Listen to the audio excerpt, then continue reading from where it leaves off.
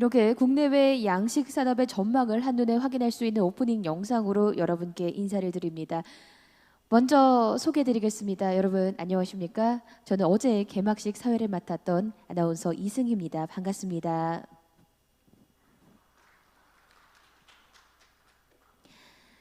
So we opened today's main session with the opening video on domestic and international trends and prospects of sustainable, eco-friendly aquaculture industry. Good morning, ladies and gentlemen, and welcome to the first main session of the 2020 World Ocean Forum. 2020 제14회 세계해양 포럼이 어제 성대한 개막식을 올렸습니다. 오늘부터는 본격적인 포럼이 진행될 예정입니다. 이번 포럼은 현장에 계신 연사분 그리고 해외 연사분 모두 온라인으로 함께 해주시는 하이브리드 형태로 진행이 될 예정인데요. 현재 세계해양 포럼 홈페이지와 유튜브 채널을 통해서 여러분 함께 쉽게 만나보실 수 있습니다. 아울러 저희 한영일 각각의 채널로 여러분께 찾아가고 있으니까요. 편하게 이용하시면서 실시간으로 함께 해주시면 대단히 감사하겠습니다. 또 포럼 공식 홈페이지에서 발표 자료 확인과 댓글을 통한 실시간 Q&A도 진행하고 있습니다. 혹시 강연을 들으시면서 궁금하신 사항 있으신 분들, 연사분들께 남기고 싶으신 말씀 함께 해주시면 저희가 또 Q&A 시간에 다뤄보도록 하겠습니다. So from today, we're fully packed with renowned speakers' presentations for both online and offline audiences. So please, we'd like to ask for your active participation until the very end.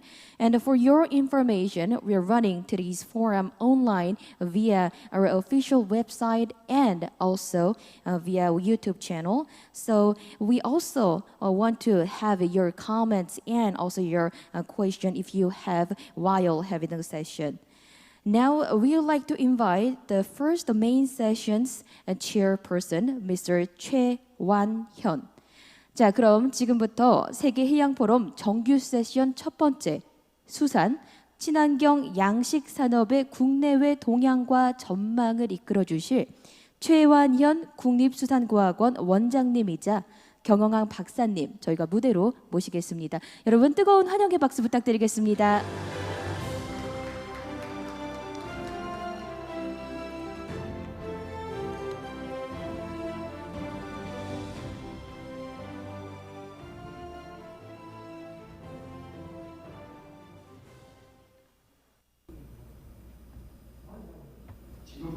Now, we are going to start main session 1 of the 14th WOF, where we will discuss domestic and international trends and prospects of sustainable, eco-friendly aquaculture industry. As introduced, I'm President of NIFS, Chair of the main session, 최완현. I'd like to thank 4 speakers and 2 panelists who will join us via online for being with us out of their busy schedule. This year's World Ocean Forum's theme is one more step toward a sustainable future of oceans. We also have a motto of coexistence of environment and the industry. In this session, we will focus on eco-friendly aquaculture industry, and we invited experts in biofloc and offshore aquaculture, which has drawn a lot of attention in Korea and internationally. Here's what I think how we are going to do this session. We have 6 speakers, and each speaker will be given 15 minutes. Now let me introduce you the first speaker, Professor Kim Do-hun of Bugyeong University.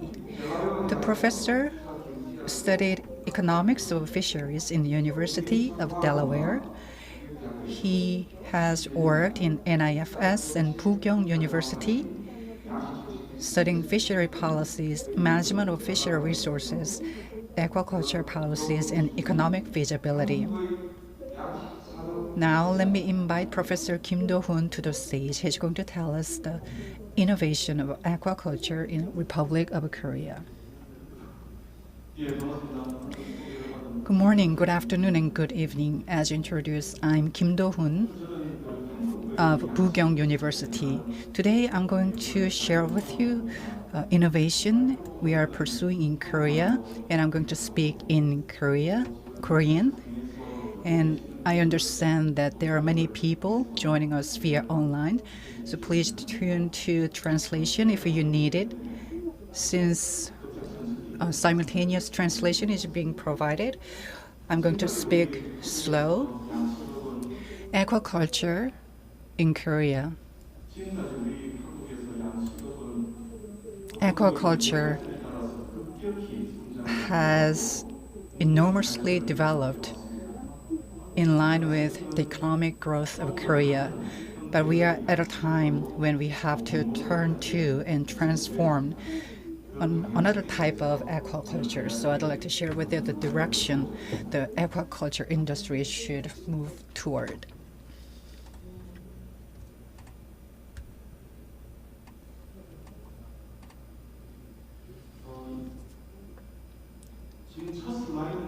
The first slide shows the global environment, which has huge impact on the aquaculture industry of Korea. As you may well know, the seafood production is jumping. As you can see the numbers in the slide. In terms of aquaculture supply, the supply sources has been varying, such as the seas. But what is important to note is that the output of capture fisheries has been either stagnant or decreasing. So aquaculture production has gaining more importance. As you may know very well, every year its importance is increasing. Back in 2018, aquaculture production accounted for the biggest portion of the world's total production, and many experts are expecting the share and the portion will increase further in the future. But it is important to note that whether the aquaculture production will continue to grow because of environmental issues and social issues that have impact on the aquaculture.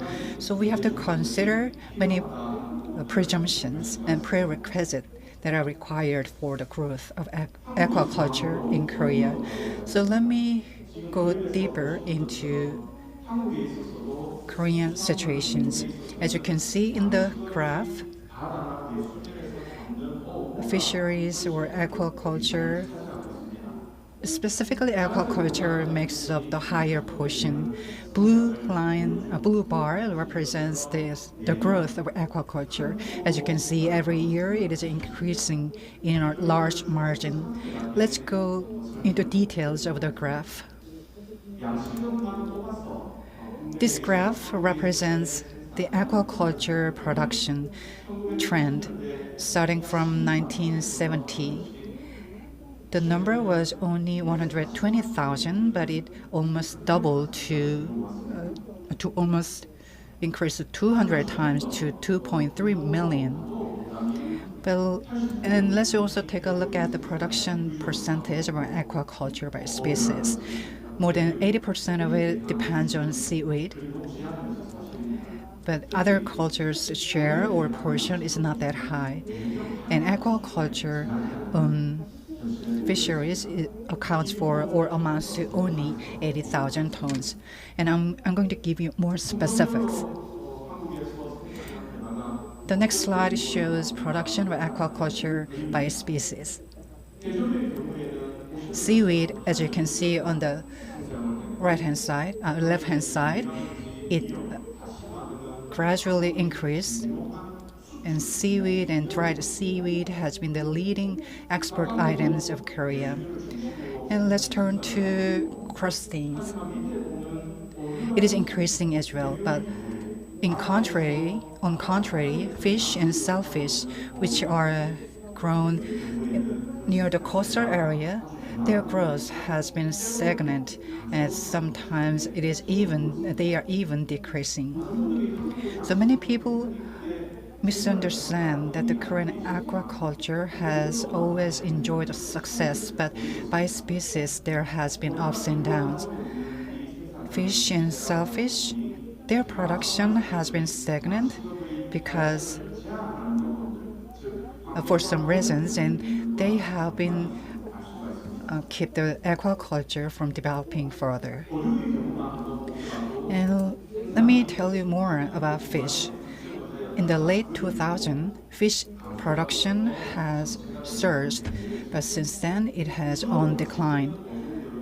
Most of the species in aquaculture can be summed up in two leading species, and they are grown in concentration near the coastal areas, and they are distributed most of the time in the domestic markets. But this needs to change. So to tell you the conclusion first, this needs to change. Let's take a look at the global market. In this session, I'm going to share with you the status of the Korean aquaculture industry. So I'd like to share the situation with other countries and draw some comparison, such as with countries such as Japan and other countries. And as you can see in this graph, the production is decreasing, or while countries in African continent or Europe, they have just started to develop their aquaculture production industry, so they are enjoying and experiencing a large increase. So how can we draw a comparison between these two types of countries? Korea had some limitations in growing the aquaculture industry further. In the past, we used to use small-scale farming facilities. It caused or it led to family-oriented and small-scale farming business. As I mentioned earlier, other countries which has just started aquaculture, their production amounts to, they plan to produce only 30,000 or 40,000 tons. In Korea, the annual production amounts to 80,000 tons, and they're mostly coming from the family-oriented and small-scale farming businesses. And these businesses more focus on quantity rather than quality. So the quality takes a backseat when production matters. As we have small family-oriented, small-scale farming businesses, there has been an increase in the lower survival rates, and climate change has also had an impact on the production. Climate change has some examples like seasonal storms and typhoons and red tide and other extreme weather events. Even if you are or the farming businesses are good at managing their facilities, it is inevitable for them to have some losses due to the climate change. So we need to tackle the climate change issues. Otherwise, the Korean aquaculture industry will continue to face the current challenges. The third factor I'd like to point out is some increase in import seafood under the FTA or other trade agreements.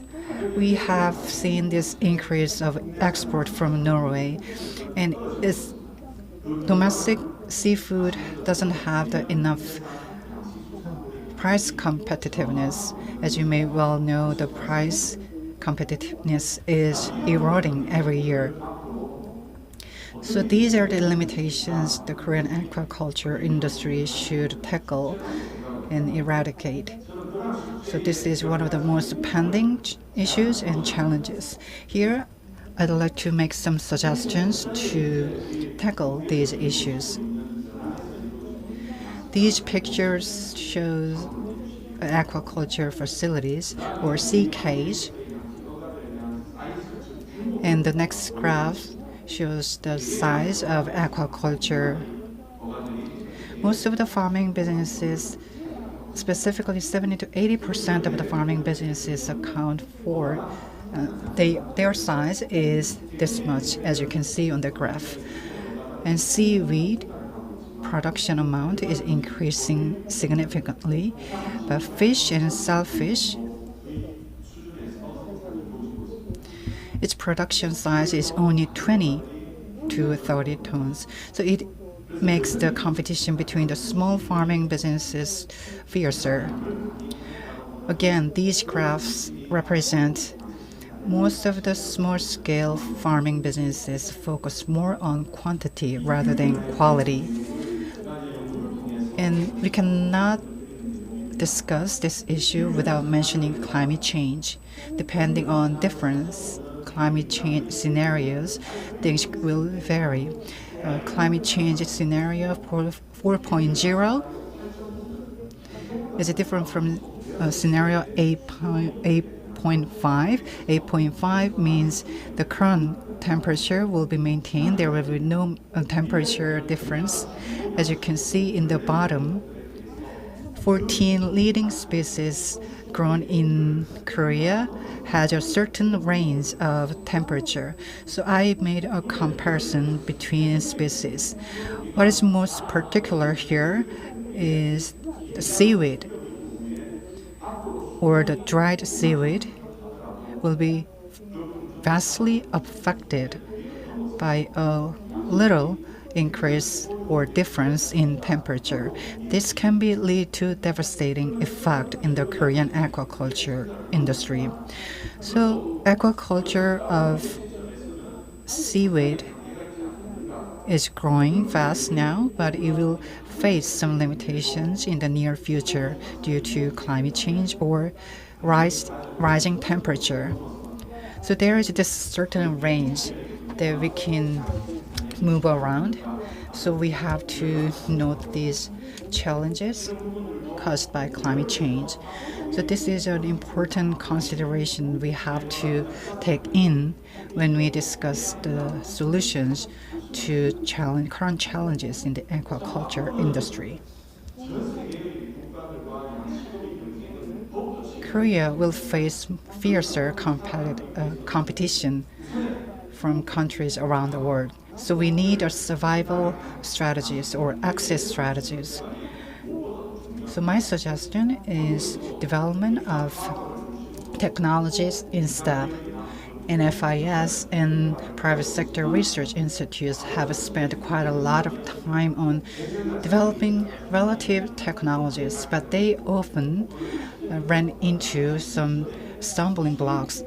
So the technologies they had been developing were not be able to be realized. So until they have a successful species breeding, they should continue their research. And we also need to develop technologies that will control diseases and illness. And we also need an automatic system in place. Secondly, we have to realize that the environment is changing fast and market demand is changing as fast. As you may believe that you are very well aware of these situations, but I'd like to emphasize this again. The feed we are producing now, they should be switched over formulated feed.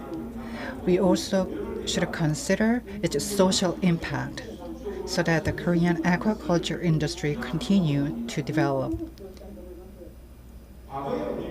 In the past, we focused on or introduced and did a lot of research on eco-friendly aquaculture. One of the examples is IMTA, Integrated Multi-Trophic Aquaculture. NIFS itself spent about 17 years on this method, and we will continue spend time on IMTA so that we can bring some solutions to the coastal aquaculture production.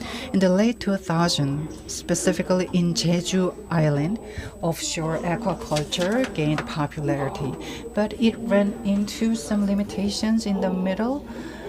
But I'd like to suggest that effort or that move should continue. And I'd like to touch upon biofloc or circulating aquaculture. It will be more and more difficult to do aquaculture production offshore. So we need a solution here as well. One of the solutions can be land-based aquaculture production. In land-based method, we may pick and choose the species we want to grow.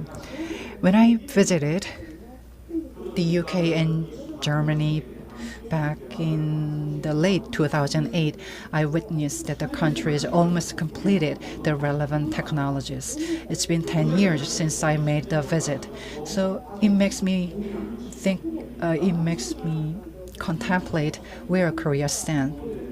So we have to give more attention to technological development to overcome the current challenges. Once again, I'd like to emphasize the social impact or environmental impact of aquaculture. Countries around the world are introducing certification systems. One of the speakers today, Yamamoto Koji, will introduce us one of the certification schemes.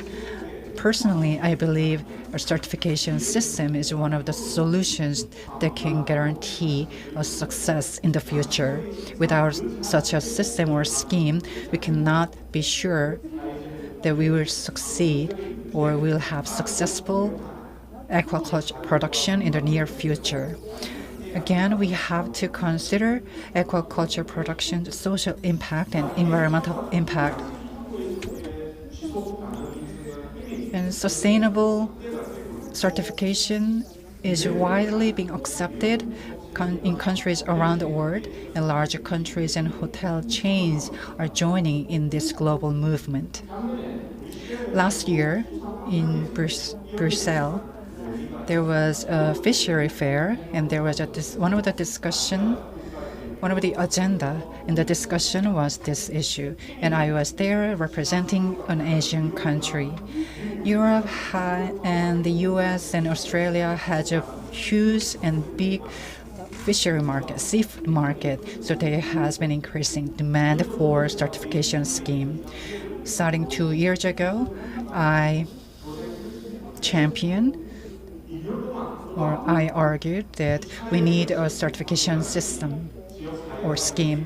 So for the past 2 years, I had a meeting after meeting with officials of relevant government agencies, and we earned the certification.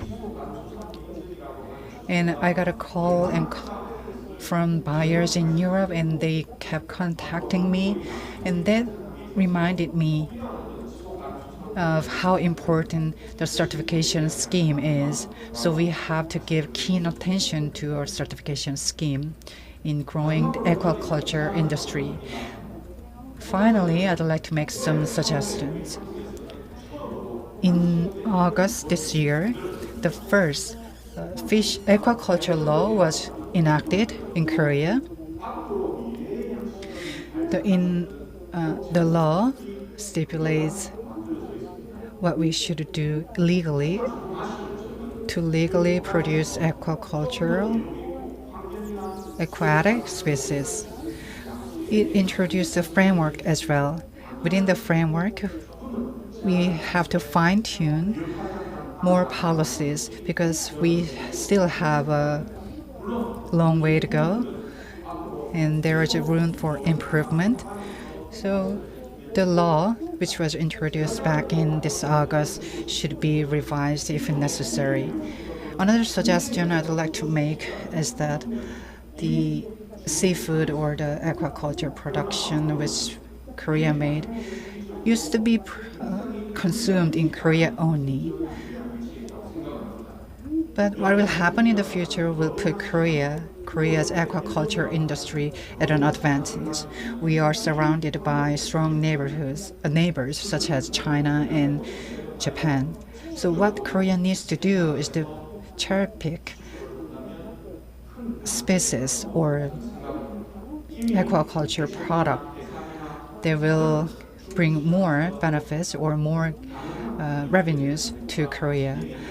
And to do that, we need to spend more time and money on R&D of aquaculture production. Another thing I'd like to suggest is related to COVID-19. COVID-19 has transformed the landscape of aquaculture. People do not venture out to buy a seafood at a retail stores or outdoor markets. So more and more people will purchase seafood online. So offshore aquaculture production is important, but as important is aquaculture that will more focus on the supply chains such as processing and distribution. So we have to make a shift from the current practices to a more innovative practice. So this requires more closer attention. The processed raw materials have been distributed to warehouses and suppliers across the country. And we need to guarantee the quality of those warehouses and suppliers. Only then the processed raw materials will have high quality. And this is a high time to do that. Sweden and Scotland and the US and Canada, they are all surrounded by a huge sea, and they have very active aquaculture industries. So it is a time for Korea to spend more time on developing aquaculture technologies. As I mentioned a couple of minutes ago, we need to develop processing technologies as well.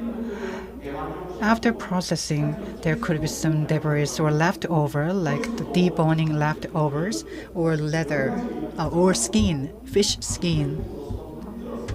And that can be used to make something else. So we can make the most out of processed seafood. For now, at least, the byproducts from processing has negative impact on the environment. But if we change this, we can achieve zero emission or zero waste.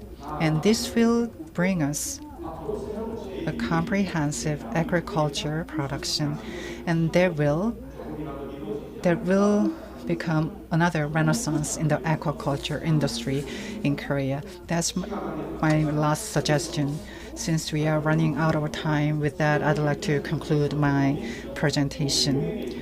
So those who are joining us via online and those who are in this room, I'm always open to your suggestions. I will look forward to your suggestions. Thank you very much. With that, I'd like to conclude my presentation. Thank you very much.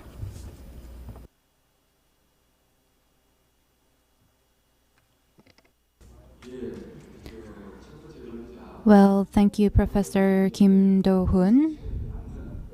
And it was really suitable to the main session.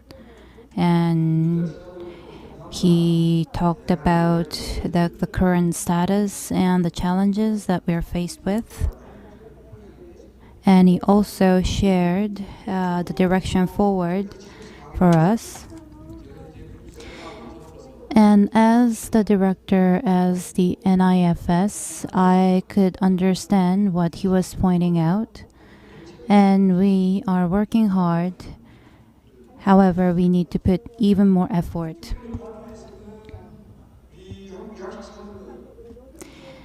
And especially in this presentation, he talked about how we can improve the productivity of aquaculture in Korea and how we can strengthen the environmental management and how we can address ASC certification. And as you know, the fourth industrial revolution is dramatically being accelerated, and we are going forward based on that changes. And I believe your suggestion was really suitable to the situation we are faced with. I will introduce our next speaker, Dr. Ma Chang-mo, Director of Fisheries Policy Research Development at KMI. He studied agricultural economics at Seoul University for his doctoral degrees and worked for 17 years at KMI, and he has researched on the fisheries policies. And his presentation will be on growth prospects and issues of eco-friendly aquaculture based on smart technology. Ladies and gentlemen, my name is Ma Chang-mo from KMI. And we will talk about environmentally friendly issues today, but I will talk something else. And recently, there was a TV series called Social Dilemma, and YouTube developers were featured in this documentary, and they were talking about how YouTube becomes a platform for generating fake news. And consumers are really interested in these fake news and spend a lot of time watching this news. That is why this news spreads so fast. And only 5% of the developers understand this algorithm. And when we talk about smart aquaculture, let's think about the 10 years later or 20 years later, what do we need to think about aquaculture? So we worked so hard to decrease the feed, to make it environmentally friendly, and etc. And the issues that we are faced with now is highly relevant with the sustainability and environmental issues. And we would have to think about for the last 7 years, I was thinking of how to implement this algorithm. Whenever we think about environmentally friendly products, they think these products are just organics. But if you look at the FAO guideline, they mainly focus on sustainability. It should be relevant in terms of ethical issues and sustainability. So that is the main point of environmentally friendly. So the concept of this is actually broader than what we normally think.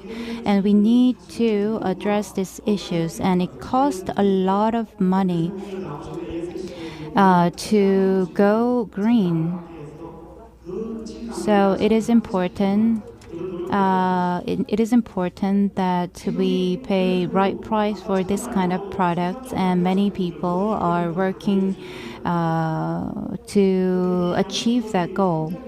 The aquaculture is growing really fast, as you can see here, and many people say that if the aquaculture grows, we are providing a lot of quality protein to people. So I was introduced that I worked for KMI for 17 years, and for 10 years I traveled across the world to look at the aquaculture farms, and I could witness that how the aquaculture is causing pollutions, and fish escape was also one of the problems. And we need to address this issue. And by moving forward environmentally friendly aquaculture, we are trying to address the issues that I just mentioned. It is still finite. For example, anchovies and catching small fish like anchovies. It is actually closely related to. It is closely related to the food security. Think about it. Just catching the fish and eating, but versus catching the fish to feed another fish. So we will have to think about how we can develop the aquaculture for the future. So to make a better future in 20 years, what kind of education do we need to provide, and what kind of variables do we need to think about? And these are really important issues for us right now. And if you look at the graph here, many people might be confused because until last year, I was director for the aquaculture department, but now we need to think about the pollution. You all know the SDG 14, which is a life underwater, and developing countries. We need to help them so that they can be provided with the protein from ocean, and they can protect their environment while also developing their aquaculture industry. And many people say that we still have a long way to go in terms of this goal. So we really need to think about how we can do better in this sector. So these pictures indicate a lot of issues. You can see the fish escape here. So we normally talk about red tide and storms. But the biggest challenge is actually fish escape. So when we have fish escape incidents, few times they will get warning and they will be shut down if it is repeated. And this can lead to the contamination, and there's also the antibiotic issue, and it can cause health issues, and consumers may not really like it. And even without the efforts of ASC, many influencers on the SNS and even the millennial generations are really focused on this issue. For example, McDonald's had an issue because of the antibiotics usage for their beef. And if that happens, the stock may plunge. Stock value can plunge, and younger generations are more sensitive to these issues. So it is really about the consumer selection, and the distributor in the middle will serve as a middleman. So the environmental issue is closely related to the market, and we need to provide an education program for aquaculture farms. And this is a table made based on the FAO guideline. And if things are all covered, you will see the green color on the table, and the yellow is partially applied, and red not applied at all. So if you consider now, we are still in an initial stage, but in 10 to 20 years, our goal is to get to make the table filled with green color. So we will also have to talk about the labor issues, for example, child labor and the ethical consumption. So when we talk about eco-friendly, it is not limited to what we normally think. In order to effectively address this issue, we will have to think about a broader definition. So let's look into GSSI, and that's redundant certification. And most of the certifications, including ASC, there are some cost issues, and this GSSI is trying to address these redundancy issues. So the important thing is not really about how many farms got this certification, how many countries got it. It's not important. The important is the trend that's going upward. It is dramatically increasing, and as you can see the number here, that you can see the countries and farm sites and productions, they are increasing really fast, and it will settle really fast as well. And what we can think about based on the numbers here is the guidelines and recommendations. These are not mandatory actually, but you can see the illegal fishing and IUU fishing. These were discussed more than 20 years. And the market action kind of motivates this kind of fishing. So it's important that we approach the market to address this issue. This market approach, as mentioned by Professor Kim Do-hoon, think about Costco, Walmart, these big retailers. If they have some mandatory requirement, and if they say that they will use 15% of the environmentally friendly products, they will keep, if they say that they will keep these requirements, and if they say something like they will not use unethical products, if we have this kind of response from the market, it will be very effective. So the biggest changes that we had,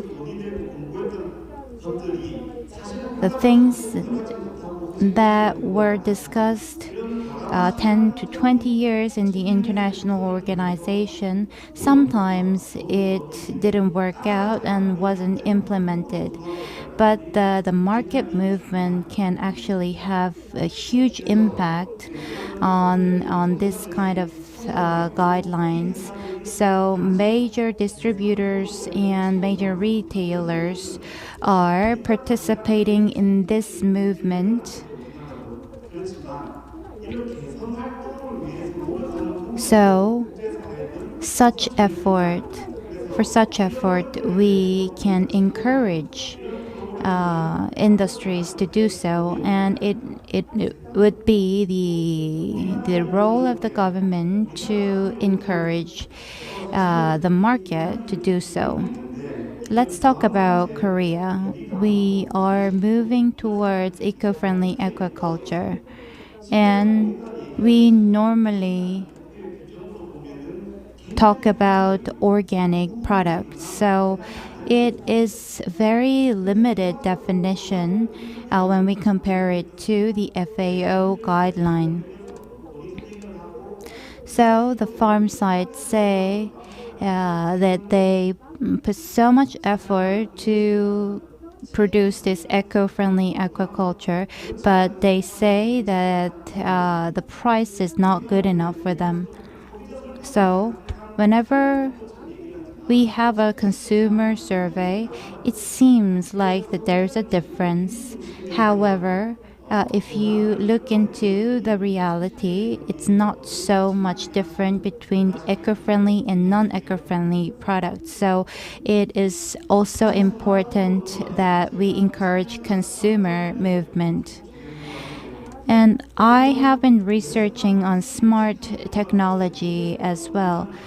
Why smart technology is closely related to environmentally friendly products. We are working hard to go towards smart technology is because it effectively manages one cage by cage, and it can manage more in a more detailed way and more specific way, and it uses less water and energy, and it can be really helpful for eco-friendly products. So today we will hear about biofloc, and there's also aquaponics and RAS. And this movement towards RAS is increasing dramatically. And if you look at Norway, there's ocean farm, and this large-scale aquaculture is being implemented in Norway. So there's also a land aquaculture which can be very safe and stable. And in case of Norway, they go to the offshore. They go for offshore. And the net is 11 layered, meaning that they are very sensitive about fish escape, and they have about 10,000 sensors. It means that they put feed for fish in a very effective way. So if you look at from the economics perspective, this is really important for the success of the business. So specifically selecting an area for the specific species, and that would be important for the economics of the business, and also protecting so that fish cannot escape the net. So there's the environmental aspect as well as the economics aspect. So the economics is not the only factor that encourages the technological development. If you look at Ross, this is the US, and this is in Europe. You can see the facility concentration. It seems very concentrated, and you can see the RAS is being spread across the world. So basically, they recirculate the water for the large-scale aquaculture farming. There are many researchers going on across the world, and for each cage, how many fish can we have? So from the perspective of well-being of water, we will have to think about that. For example, tilapia farm, they will have to think about the animal welfare. So they have the optimal number for the effectiveness, but if we focus more on environment and animal well-being, then the structure of aquaculture farm will change. So what kind of mindset do we need to have for aquaculture industry? Do we need to only think about the economics? We actually have to think about two factors, economics and environment. So the challenges that we're faced with, we use a lot of raw fish feed, but if we move to the extruded pellets, it'll be better for the environment. So we will have to move towards that trend, and also the antibiotics. For biofloc and the aquaponics, we do not use antibiotics. So this kind of technologies will be welcomed by the market. So also, I mentioned about fish escapes and ethical concerns. Even if it costs money, it's something that we must do.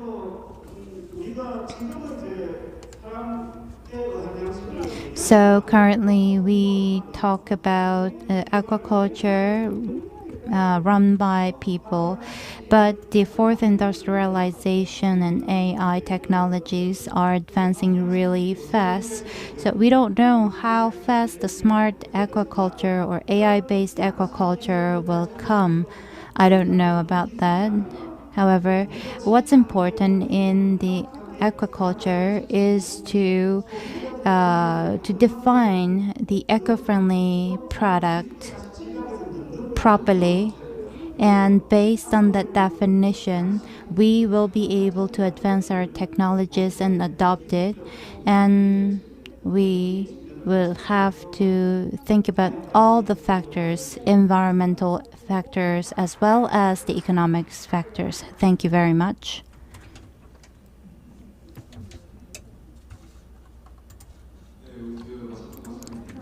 Thank you, Dr. Ma, for your presentation. And at the end of your presentation, you talked about industrial development for the aquaculture. And these days, we talk a lot about smart aquaculture and technologies related to it.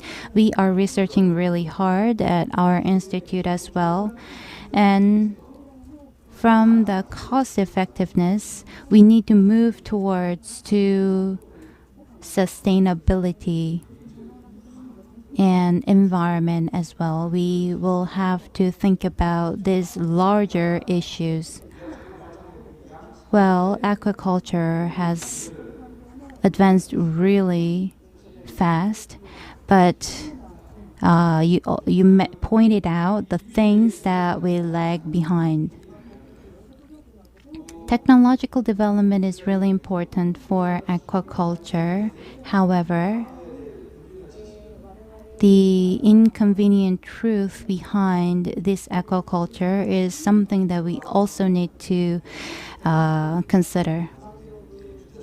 You talked about antibiotics and gene manipulation.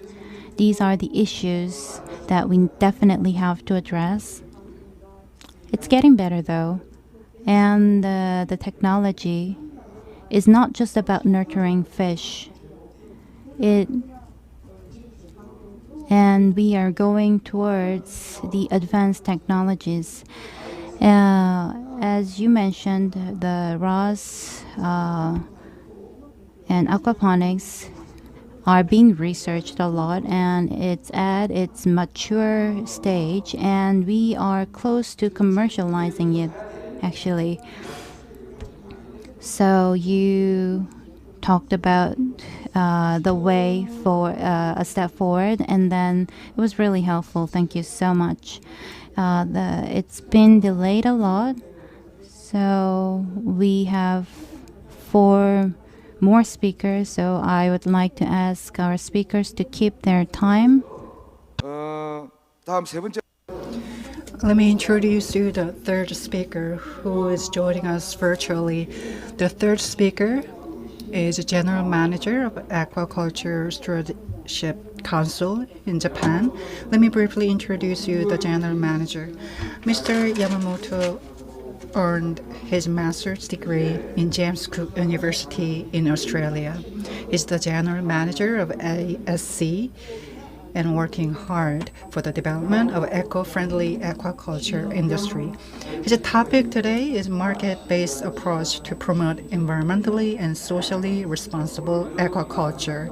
As many people already mentioned, we are going to spend quite a lot of time on discussing ASC.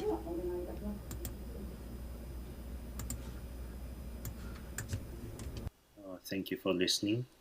I'm Koji Yamamoto from Aquaculture Stewardship Council. Today I'd like to talk about market-based approach to promote responsible aquaculture. So first of all, looking at global seafood production, capture fishery is somewhat stagnated over past decades, and instead the aquaculture production is continuously growing. In fact, this is the fastest growing food production sector, and it's projected to grow into the future as well. And this will to meet the growing population and growing demands for the seafood. At the moment, it's about 50% come from farm and other 50% come from farm, but this portion will be, more portion will come from aquaculture. But this aquaculture have a lot of challenges, and if it's not done properly, it could lead to environmental impacts such as pollution of the water or the ocean floor.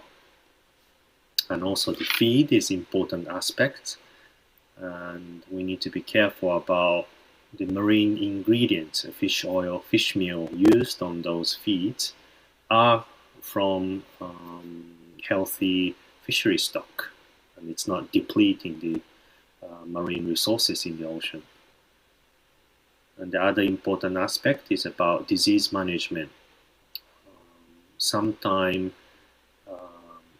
type of antibiotic which is reserved for the human usage by WHO is used at the farm level, and this could lead to very serious antimicrobial resistance.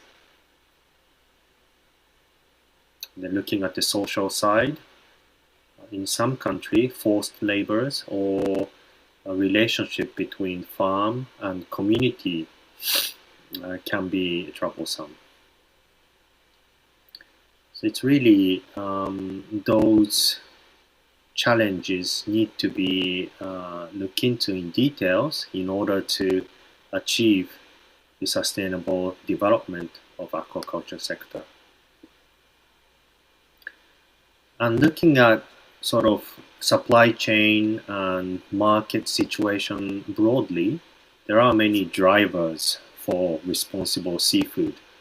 And looking at the consumer, there are increasing awareness about the fishery resources, and also there is a trend of so-called ethical consumption as a lifestyle choice. And looking at all those business sector, they are increasingly sort of uptaking the concept of sustainable development goals, especially number 14, life below the ocean. These are the core of the goals, the foundation of the goals that subsequent goals can build up on, as this graph indicating. And also ESG investment is recognized and practiced in many countries. And there are a number of global seafood initiatives such as SeaBoss and Seafood Stewardship Index that sort of facilitates the pre-competitive collaboration between seafood companies, or sort of rating the performance of seafood companies on sustainability. So Aquaculture Stewardship Council has a vision that aquaculture playing important role in providing seafood with a social benefit and with a minimum environmental impact. And we try to achieve that by managing certification program. So we are established in 2010, so just 10 years ago. And we do run a third-party certification program and setting measurable indicator and standards. And we manage this program with high weights on transparency and traceable products from farm to the table. Currently we have 12 species standards, and we are continuously revising these standards to meet the development of industry. This is 3 to 5 year cycle, and also we are trying to consolidate all these standards into the one sort of a species, one standard, farm standard, and then divide it into the system type of operation like farm, cage, etc., inland, rather than this species specific standard. So this is something work in progress in revising. And this next slide shows what sort of component we are looking into in our standards. This is the example of salmon. So basically we try to capture everything around the farm, from impact to the environment, so that's water, wildlife, or benthic conditions, and also all the inputs such as feed, chemicals, and also the energy usage from the farm, plus social side, so that includes working condition and relationship between the communities.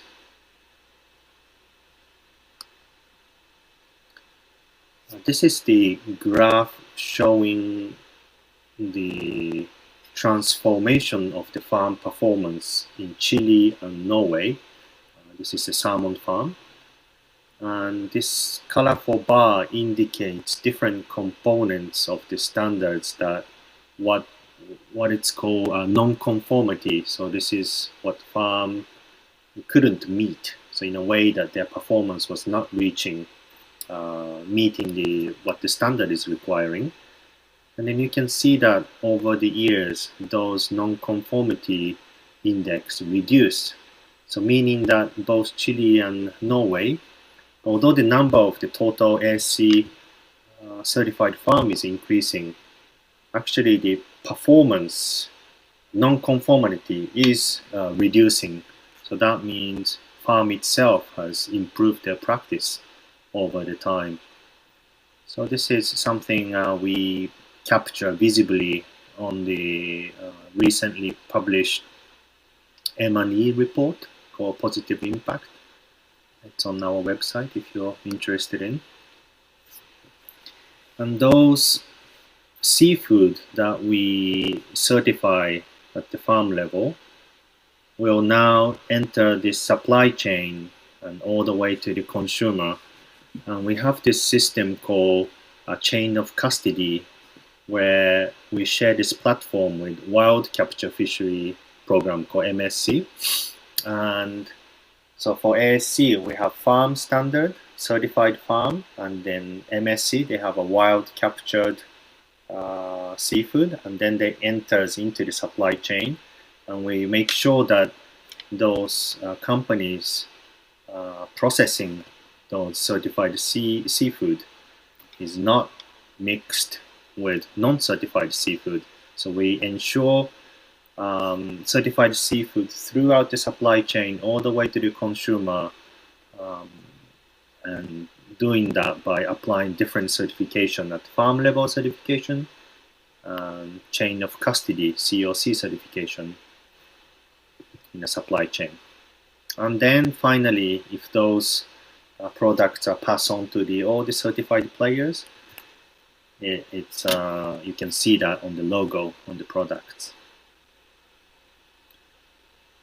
This is the important mechanism where consumer point of view, they perhaps feel ocean resource issues are too big to tackle by the one individual, but actually everybody's everyday shopping choices just to pick the product with the logo on could really impact all the way down to the or in a way that supporting the certified farm that is doing the good thing for the environment and looking after the social aspects of the operation. And currently, ASC certified farms is over 1,300 in 39 different countries. Many of them are in Europe, but also in South America and also in Asia.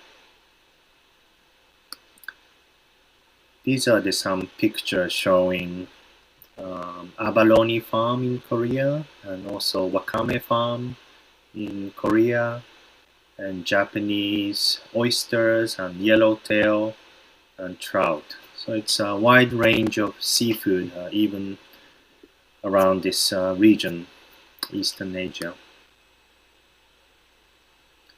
And currently about 6 to 7% of those 12 species that ASC has a standard for is certified compared to the global population, global production of those species. It's very small amount, except perhaps salmon. Over 40% of global salmon production are already ASC certified. And looking into the market situation, we have over 25,000 ASC certified products in the market in 90 countries across the world.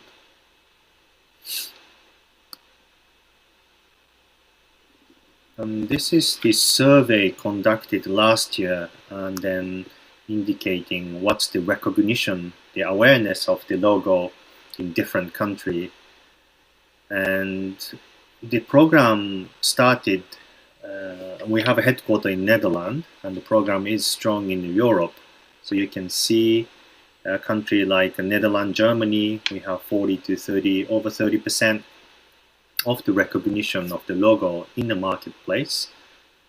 And in Japan, where I'm based and working, we have about 9%. So still long way to go, and we are working to promote. We are doing the campaign every year in many parts of the world to kind of inform the consumer about the importance of the sustainable seafood and try to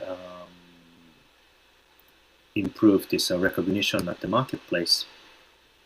And here is the example of what sort of place we can find our product in Japan.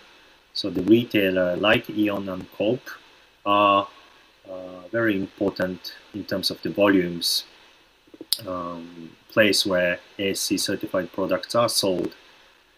And important to note, those retailers are committed, made a public commitment to say that 20% of their seafood will carry ASC or MSC in case of the wild seafood by 2020. And also logos are increasingly used in a food catering, cafeteria, restaurant type of place. And Panasonic is interesting company where they are, as you know, the electric company, but in order to meet their SDG goal number 14, they have introduced ASC, MSC certified seafood in their company's canteen. So this is, and then now about their aim is about 100 cafeteria across the Japan. They try to serve those meals with a logo. So seafood have really, today I talk about mainly certified seafood, but there are a whole range, all the way to, of course, the seafood that it should be avoided, such as IUU, from IUU fishery, illegal, unregulated, unreported fishery. But there are somewhat, many of the farms cannot necessarily meet the ASC standard. As indicated earlier, it's only 6-7%. So it's important to also work on improvement area. It's called Aquaculture Improvement Program, AIP, to support those often small-scale farm into the better sustainability direction. So in summary, as a way forward, it is important we have a supporting structure on the ground at the farm level, such as technical support and also the financial support, perhaps from the public sector. But it is important, certification could be an important tool in connecting those sustainable production into the marketplace using market-driven approach. And there are increasing number of committed seafood company and market that are waiting for those sustainable seafood. And those sustainable seafood cannot be thrive without people actually actively choosing it as well. So important to further work with the partners in increasing the awareness of importance of responsible, sustainable fish, seafood, and we can achieve that by collaborating with partners at the production site all the way to marketplace. Thank you very much.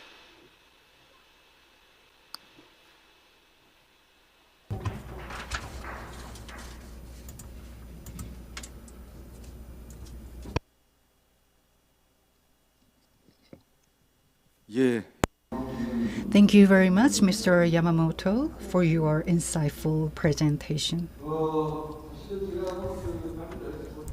I went through the presentation materials, and I noticed the farm to consumer route from the aquaculture farms all the way through the consumer table. We have to take a closer look at the whole process. The aquacultural production has been more focused on providing more seafood or fisheries, but the ultimate goal in the industry should be to provide our consumers with high quality seafood. At the end, Mr. Yamamoto stressed responsible seafood or aquaculture. And I took it deep in my heart. ASC is well known, and 25,000 products in 90 countries have ASC certification. In terms of the number of farms, like 30 farms have been certified by ASC, and there are 17 in Korea. So at the government level, there has been this effort to spread and increase ASC certified farms. And Mr. Yamamoto shared with us the criteria of the organization. Once again, Mr. Yamamoto, thank you very much for your presentation. The general manager of ASC will join us in the discussion session via online, so I look forward to meeting with him again. Next, we will move on to our fourth presentation. Let me introduce Dr. Chang In-kwon, advisor to KISR. He studied fishery biology at Busan University for his doctoral degree, and for the first time in Korea, he developed biofloc technology at NIFS, and he successfully commercialized it. And as part of the ODA project, he successfully implemented project in Sahara Desert, and he is actively participating in COICA project even now. And his presentation today is status and prospect of biofloc technology for shrimp farming. Ladies and gentlemen, my name is Chang In-kwan. The speakers introduced about the social and the political aspects in the aquaculture.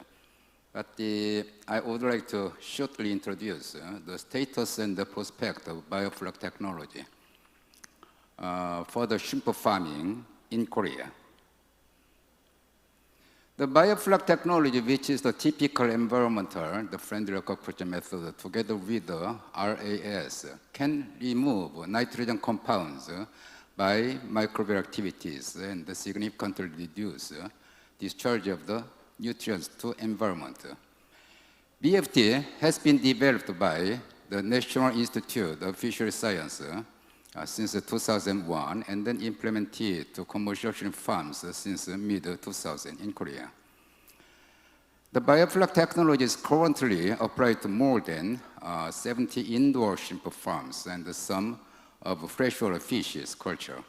Because biofloc technology is basically no or limited discharge and environmentally friendly aquaculture practices, these farms are continuously extended. What is the biofloc technology? Bioflocs consist of a variety of bacteria, fungi, microalgae, detritus, and other suspended organisms. The bacteria in bioflocs consume the toxic ammonia for their metabolic process, resulting in the minimizing the discharge of the culture water to the environment. As you can see, the white dot is each cell of heterotrophic bacteria. There are three pathways to remove toxic ammonia in culture system. In all culture, the practices, ammonia built up, the toxic ammonia built up from the metabolism of feed is the most important, the limiting factor for increasing the production. There are three main processes to remove ammonia. The first one is the algal uptake, and then second one is nitrification. These two pathways is very typical and dominant in most traditional aquaculture systems. But the third one, the bacterial assimilation, called heterotrophic pathway, this one is dominant in biofloc system. But the three pathways are not independently present and then exist as a mixotrophic condition. In the autotrophic pathway, the autotrophic bacteria can transform the toxic ammonia into the nitrite, and then nitrogen gas, which is very well known and familiar to us. But this process goes very slow in culture system. Over time, the nitrite and the nitrate can accumulate in culture systems. So, to facilitate the nitrogen removal, the water should be exchanged and then nutrients discharged to environment. But in the heterotrophic or the biofloc condition, the heterotrophic bacteria can transform toxic ammonia into the amino acid, which is the construct, the bacterial protein. Because the process requires the ammonia and then organic carbon, the sludge is not or limited discharge to environment. This is a simplified formula of the heterotrophic pathway, the biofloc pathway. The heterotrophic bacteria can assimilate or transform the toxic ammonia with the organic carbon into the amino acid, which a component of the bacterial protein based on the CN ratio 15.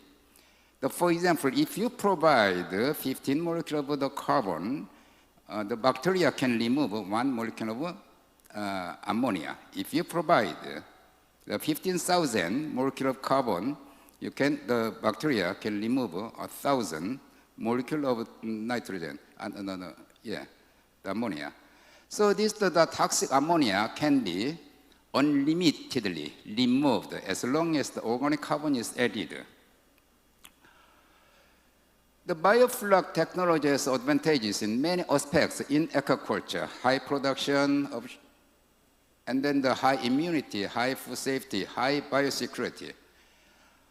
For example, the production can be increased up to the 10 to 30 times higher than the traditional pond method. And then the high biosecurity the pathogen cannot be introduced into the culture system. And then the high food safety, because of the technology should not use any antibiotics. And then high immunity.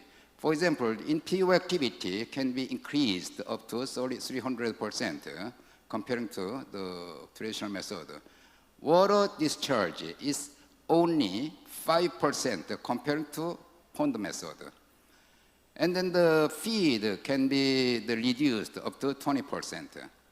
And then the land use is 3 to 10% only comparing to traditional pond method. All these data are based on the performance of NIFS during 2009 to 2014. Shrimp farming, farm shrimp, the production in Korea is not too big, only 7,000 metric tons last year. Of this, approximately 10 to 15% are produced from the indoor biofloc farms. The indoor farms which applied with the biofloc, the method, in 2014, it was 27 farms, but now, last year, we have 78 farms. The average production was 2 kg per square meter in 2014, but now it is 4 kg. The average farmed area is 2,000 square meter in culture area, the surface area. The price of live shrimp is 18 to 22 US dollar per kg. It is pretty expensive, pretty higher. But it should be live. It should be live. Because the Korean consumers love the live shrimp. They can harvest 2 to 2.5 times per year. The outer farms apply with the semi-BFT method, and then they can harvest once a year. The indoor the biofloc farms are mostly located in the coastal area, about 80% in the coastal area. Then they are using the natural seawater, but the inland farms account for 20%, and then they use the groundwater or modified water. The greenhouse is constructed, covered with 2 or 3 layers of the plastic sheet for insulation in winter season, and then which is supported with a very strong structure to resist storm and typhoons in summer and then autumn season. During the summer and autumn season, we are very, very strong, the typhoon. And then grow-out tank. This is typical, the grow-out tank. Mostly raceway type is 300 to 800 square meter, but rarely circular or square types, constructed with the concrete HDP or P sheet, and then equipped with the heating system. This is one of the most important the facility in the greenhouse, because we have to maintain at least 27 or 28 degrees Celsius all the year round.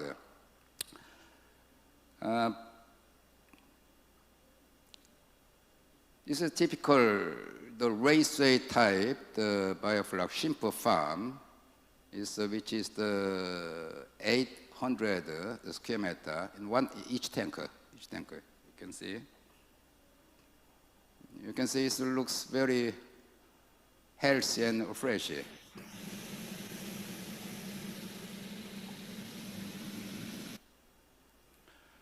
This is the most important for the shrimp producers, the economic aspects. The most of the family farms are profitable, but largely different between farms, depending on their management experience and skills. In average BFD farm, which is based on 4 kg per square meter of shrimp production, and the 2 crops a year, and then 16 to 20 US dollar per kg of the sale price, and then 2,000 square meter culture area. This is a basic scenario. And then they can get the net profit of 128,000 to 160,000 US dollar per year. Not too bad, not too bad. It's because of this is not too big scale, only 2,000 square meter in culture area. Gross revenue, shrimp sale is 256 to 320,000 US dollar. The major limiting factor of the unprofitable farms has these problems: unsustainable production due to poor experience and skills, and then unstable supply of post larvae, because the post larvae are produced in spring season only, once only in Korea.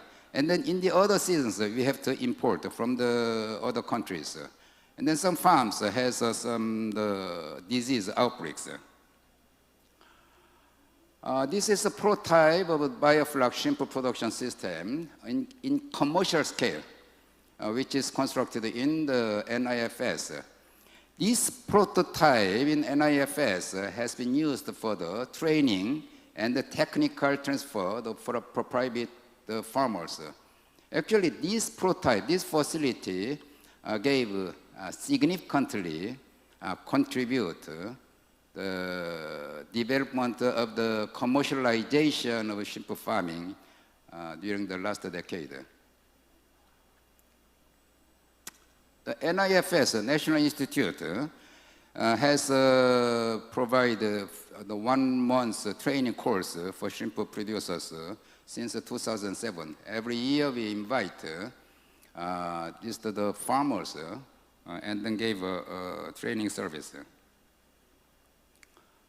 This photo is one of the profitable, successful small shrimp farm. It's not too big. They have 6 greenhouses like this inside. That one shrimp farm in Ganghwa Island. And then another successful one in Incheon. This one is one of the big scale. Newonbi's shrimp farm is one of the big scale shrimp farm in Incheon. These are some photos of the indoor shrimp farms. But as you can see, it's not too big scale. Most are not small, the medium scale. And then they operate by the family.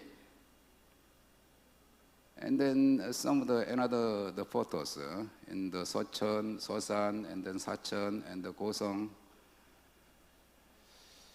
Looks very delicious. As I say, the shrimp is cooked with live shrimp, live. So the Korean people love the shrimp barbecue with live shrimp. It's a taste and then the texture of the live shrimp is totally different from the frozen one. Conclusion, in terms of the indoor biofloc, the shrimp production, Korea, which has 70 shrimp farms, Korea is the most technically advanced country in the world because of the long cold season and the high demands of the live shrimp. That's why Korean developed the biofloc technology very well. In Korea, the introduction of the biofloc technology to shrimp farming has greatly contributed for reducing environment impacts and then preventing pathogen transmission in the last decades. Most biofloc shrimp farms are family-run in scale and economically profitable. It is expected the BFT technology will be the further extended to apply for other fish species as well as shrimp production in future. Thank you very much for listening.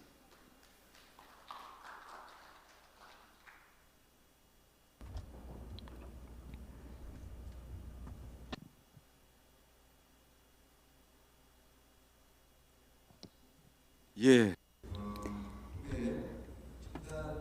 Well, the presentation was the advanced biofloc technology. Thank you, Dr. Zhang, for your great presentation. When we talk about advanced technology, we talk about RAS, biofloc technology, or aquaponics. And Dr. Zhang today talked about biofloc technology. He talked about the basic mechanism and economics of it and the good sides of this technology. And especially based on the accumulated experiences, he gave presentation on shrimp farming using biofloc technology. And he also talked about commercialization and successful cases in Korea. And in the conclusion, he talked about the semi-BFT aquaculture. He suggested to adopt this method as well. So for the flatfish, BFT is being researched for this farming, flatfish farming. And lastly, and especially, it was very detailed presentation on BFT.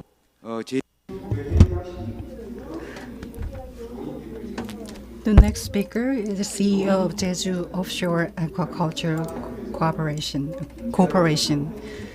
Mr. Jo Eun-ik studied economics in Seogang University of Korea.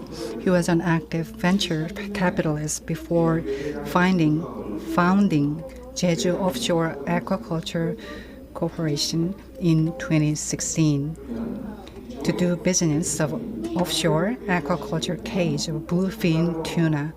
He's going to tell us about bluefin offshore aquaculture. Thank you very much for the kind introduction. Good morning, good afternoon, and good evening. My name is Jo Eun-ik. It is my great pleasure to listen from many researchers and experts. And while listening to them, I found some similarities between my research and their research, which is very encouraging.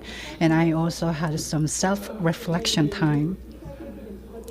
I'm living in Jeju Island, and I have been interested in foul water issue releasing from farms in Jeju. So I had this belief that aquaculture is one of the most eco-friendly production methods. Today, my topic is not too academic. I'm going to share with you what my company has been doing for the past 5 years. With that, I'd like to share with you the eco-friendly aquaculture trend and my own forecasts and perspective. According to the global history of bluefin tuna, you will see that Korean history of bluefin tuna aquaculture is not that long. Though we have a relatively short history of bluefin tuna aquaculture, we still have some insight that can be shared across the world.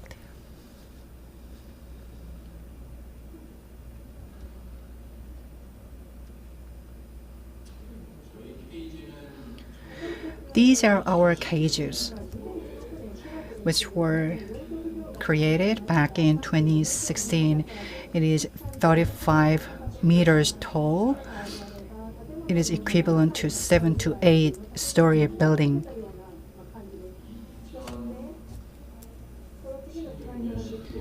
In December 2016, we brought the wildlife bluefin tuna, which is about 6 kilograms each, to these cages. They were the first bluefin tuna we brought in. Now they can weigh 60. Each of them weighs 60 kilograms. We fattened them. In July 2017, we transported some of the facilities from a Korean organization. So this juvenile bluefin tuna was stocked here from the NIFS. In the same year, again in July, another wildlife blue tuna was stocked. In the second cage, the bluefin tuna, now weighs 40 kilograms. From early 2018, we started our commercial sales. So we are providing bluefin tuna to hotel restaurants and famous bluefin tuna restaurants across the country. Of course, this industry has been hit hard by COVID-19. The sales were quite good up until this March before it went down significantly. But I believe the Korean government is doing very well in responding to COVID-19, so we can get through this challenge soon. For the short history of 5 years, we had some achievements in the commercial sector due to the following reasons. One of the reasons is facility. Our facility doesn't require the cutting-edge technology. We have used technologies that were already available. NOAA and Ocean's PASA, they jointly developed this model called the 6800. And this model, 20 of them have been installed in Korea, and my company has two of them. And 1 kilometer away from my company, there are another 2. When it comes to facilities, I can say our location gives us some benefit. We are away from a crowded area, and as you may know, Jeju Island's sea is quite clean, and we are within the range of a typhoon. According to statistics of NIFS, the bluefin tuna we are raising have withstood the climate or the weather challenges. In that sense, the facility that we are owning now quite simple, but they are very helpful. So we try to manage the stock even before some extreme weather events happen. We are not focused on post-management. Location matters as much as the facility. We are located quite in the middle of Jeju Island, so juvenile bluefin tuna, whether they are wildlife or they were grown in aquacultural farm, they are brought to a sea cage or offshore aquaculture cage, and my company is providing the service. In terms of species, I chose bluefin tuna for 2 reasons. Because my company may require an initial investment, which is quite a lot. And another reason is we wanted to avoid conflict with species that were grown in land-based farms. So those were 2 reasons why I chose bluefin tuna. I'm not saying this just because the president of NIFS is here, but my company is only 1 kilometer away from the headquarters of NIFS, and NIFS has more experience in this area than us, so we can learn from their lessons. So we have cooperated with NIFS to have support from the organization, and I think we've been doing quite well. So let me go back to today's topic, eco-friendly aquaculture. I'd like to point out 2 things. First, in Korea or other countries, the onshore cage, they stay in the same place for the 40 to 50 years. And it can cause some pollutions, and it can lead to red tide issue, and it causes, again, another pollution issue. So it circulates for about 30 years. The death rate can go up to 50%, and while destroying the environment of the surrounding area. They are the flaws and drawbacks of onshore cage. That is why we are turning our eye to the offshore cage aquaculture. As the previous speaker said before me, so RAS is quite necessary. So there is on land increasing demand, so that we can require only minimum amount of seawater.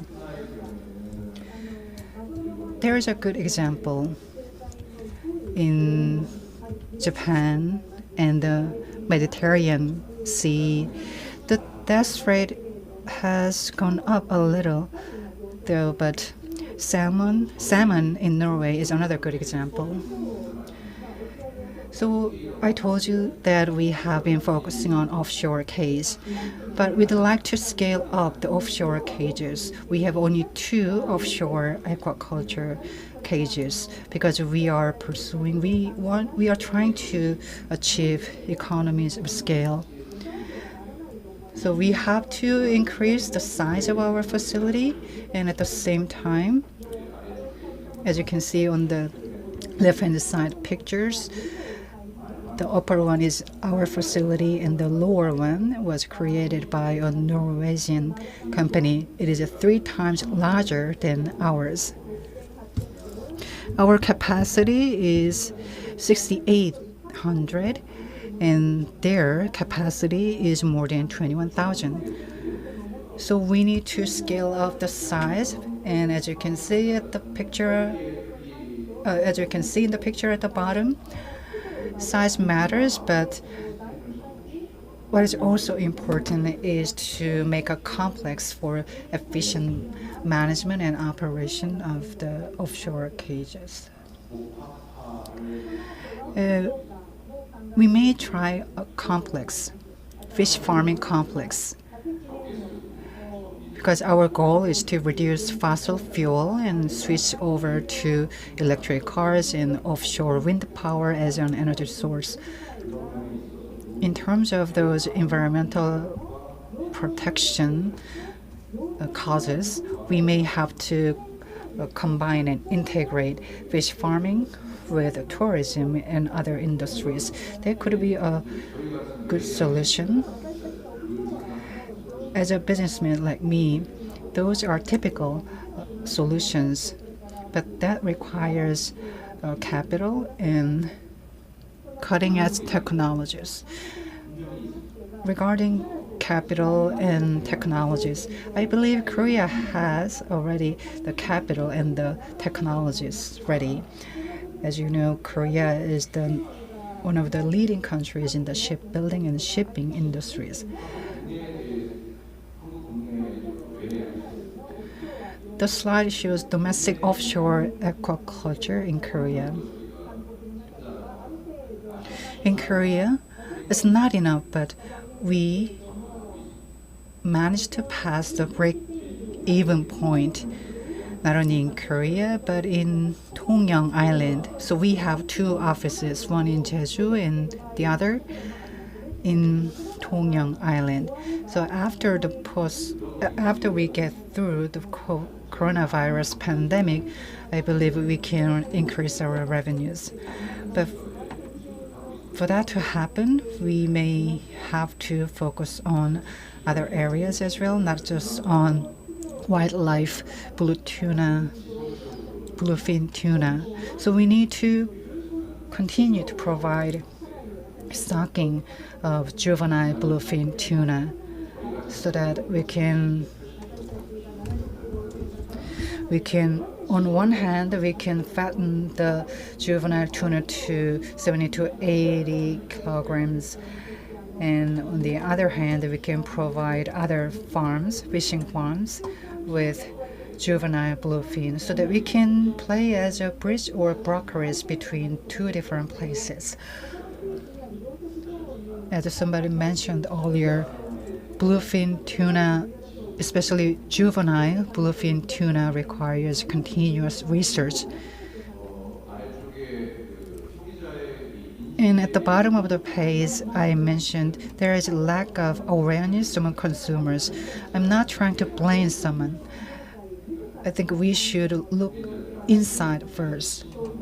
In the industry, people should reflect on themselves first. They should think about if they have been good at, if they have done a good job in educating consumers. And online business has been flourishing due to the COVID-19 pandemic. So I'd like to suggest we take it seriously.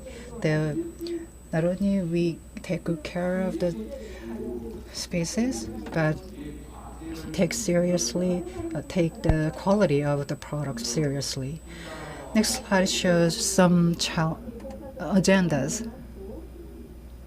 So I'd like to focus on bluefin tuna, wildlife, juvenile bluefin tuna.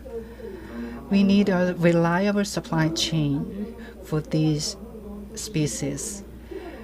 Only then we can achieve economies of scale for juvenile bluefin tuna. This means we need government support. So we are always looking for government support. So one of the solutions we came up with is a quota system. When I travel other countries, I realized that quota can play an important role. So when quota is applied, we have to think economically. So in the past, you gave this much, so you give the same amount for the years to come. But that should be changed depending on the added value that a species can create. Some species can be caught in a net by accident. So it can be sold at 5,000 won or 10,000 won. And bluefin tuna has this tendency that its flesh can be very breakable. So if it is stored under over a certain temperature, it is not eatable. But I can say the bluefin tuna, when it is juvenile tuna, it takes quite time to be mature enough. And if it is mature enough, it can be sold at 50,000 won or 100,000 won. So the price can jump by 10 times, but it requires other costs. But at the same time, it can create added value. Another example is there was a sad and tragic news. Chairman of Samsung Electronics recently died. He was a very good businessman. He grew the semiconductor industry of Korea. Semiconductor industry can be compared to find a grain in the sand. And DRAM, you may have heard of DRAM. And semiconductor can be more expensive than DRAM. If you go to a desert country, you will see that some manure of a horse is used for fuel. So it depends on how creative you are if you want to create values, especially added values. Another challenge or another agenda item is scale up.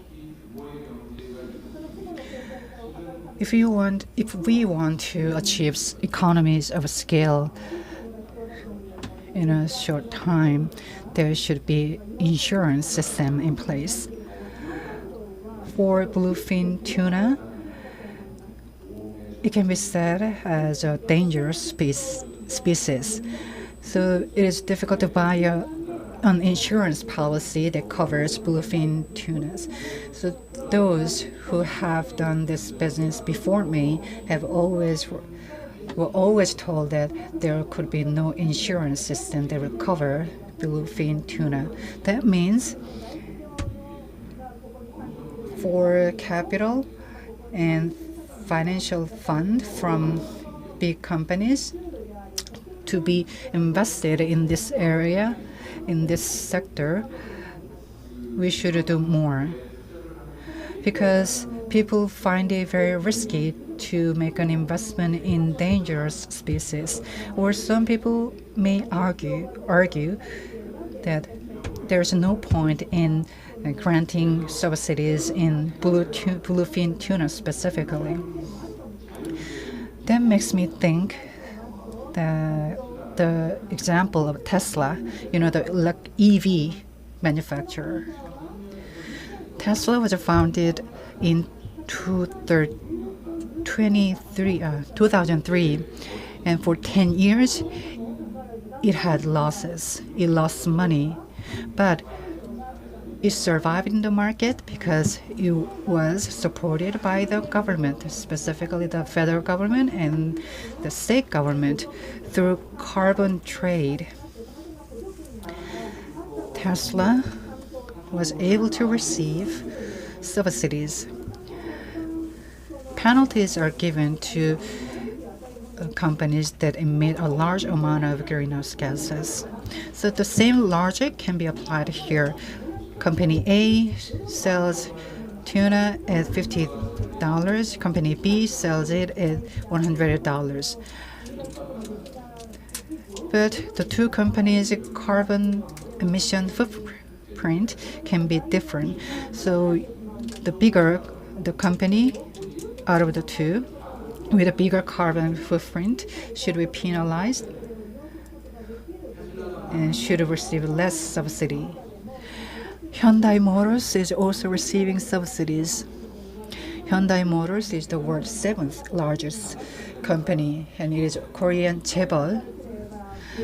For every car it sells, $1,000 of subsidies given to the company. With these examples available, it is almost impossible for us to argue and insist that bluefin tuna requires or deserves to receive subsidies. So there is this gap in awareness or perception between us and the ministries of oceans and fisheries and the ministries of industries and commerce. Lastly, this is not our official data. This is a quote from another university.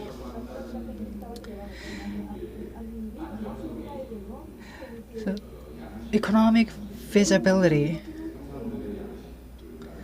should not be the only factor when you try to achieve reliable supply of aquaculture seafood. When bluefin tuna, when it is grown in wild sea, as you can see, that mercury content is disproportionate to its weight. But in aquaculture case, tunas have limited mobility, so it has a result, which is the population increases. rapidly. So you can see that in the graph, but it also contains larger amount of mercury. So we always try to inform and educate consumers of checking mercury content in bluefin tuna. Thank you for listening. I started this presentation by saying self-reflection, and I wanted to share this self-reflection with you. So I'm going to play a short video which will show the business activities of my company. Thank you very much.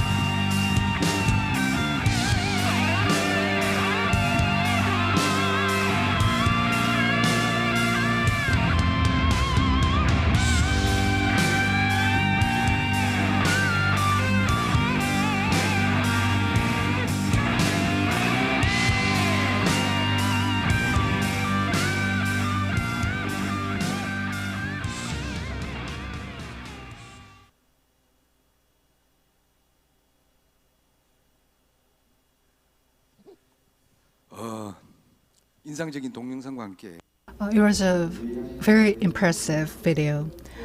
Mr. Joe, thank you very much for introducing us the current status of the bluefin tuna cage, offshore cage. Before starting his presentation, he said he's going to share his thoughts as a businessman, not a researcher. So his company is located in the south of Jeju Island, which is in the middle of the typhoon route. I visited the cages in person myself, and it's been only 10 years since we started aquaculture of a bluefin tuna. We had many trials and errors, but we have been reaching this point thanks to support or hard work by people like Mr. Joe. So the success or failure of this business depends on reliable supply of the juvenile tuna. So maybe we can take two-track approach. LFMOS. We may apply for quota from LFMS, so wildlife juvenile bluefin tuna can be brought into Korea. That is one track. Another solution is that we can create or we can grow artificial species. But it's not easy. It'll be very hard. And I understand there has been development of technologies that can be necessary for the two-track approach. And I hope his company will continue to work hard for the development of the bluefin tuna industry in Korea. Next, we will have CEO Tobias Dewhurst, the CEO of Kelson Marine. He studied aquaculture engineering at UNH for his doctoral degree, and he is a world-renowned expert in hydromechanics. Please welcome him. Hi, my name is Toby Dewhurst. I'm an ocean engineer with a company called Kelson Marine. My goal today is to give a perspective from the United States on engineering offshore aquaculture structures. We know that aquaculture can help feed the world, and low-trophic aquaculture, with shellfish and macroalgae or seaweed, can help restore the oceans. But working in the open ocean is difficult and expensive, so we have to answer the question, why should we do aquaculture offshore? And the simple answer for us in the US is there's very little room to do it anywhere else. Here in the US, we have the 9th longest coastline in the world. But if you rank countries by coastline per square kilometer of land, the US is the 170th. Our coastline is relatively flat and provides very few protected locations. And many other users are competing for those sheltered sites. So to do large-scale aquaculture, farmers are looking to expand offshore. Now, there are many definitions of the word offshore. I'll use the phrase exposed aquaculture to describe any site that's exposed to waves from the open ocean, regardless of the distance from shore. In this talk, I'll show a few technologies that are being developed in the US, focusing on developments for shellfish and macroalgae. I'll talk about the engineering methods necessary to design robust offshore structures. And I'll conclude by suggesting a few research areas that we need to develop further to improve our ability to engineer the next generation of offshore aquaculture farms. One example of farmers developing new technologies to expand into more exposed sites is found in my home state of Maine. Here, mussels are traditionally grown on rafts so that farmers can enclose their crops in nets to protect them from predators. As farmers have tried to expand to more exposed locations, they've suffered damage to their rafts and lost crops. One solution being developed is a submersible mussel raft, whose pontoons are ballasted with seawater until the raft is suspended 3 meters below the surface. Similar technology is being used for finfish cages. The submerged raft has a greatly reduced to natural frequency, so the accelerations of the mussel ropes due to storm waves is reduced by up to 75%, and crop losses were eliminated. Now, this technology is more expensive than traditional rafts, and has presented several engineering challenges. But the company operating the rafts reported that the technology increased crop yields by 200%, because the mussels were unaffected by storms. Those submersible rafts are being operated in semi-exposed sites. In fully exposed sites, long liner backbone structures are more common. The farm shown here is being developed at an exposed site off the west coast of the US. To expand even further offshore, others are developing unmoored technologies to grow kelp in the deep ocean. The US Department of Energy's Advanced Research Projects Agency has funded several teams to investigate large-scale macroalgae cultivation for biofuels. In the concept shown here, large arrays of macrocystis are towed slowly by autonomous submarines. The arrays are towed near the surface during the day to maximize photosynthesis, but during the night and during storms, the array is submerged several hundred meters to where nutrients are plentiful. At the beginning of that project, it was uncertain whether macrocystis could survive at great depths. But experiments off the coast of California showed that not only can the macrocystis survive this type of depth cycling, but the depth cycled kelp actually grew better than the control group in the experiments.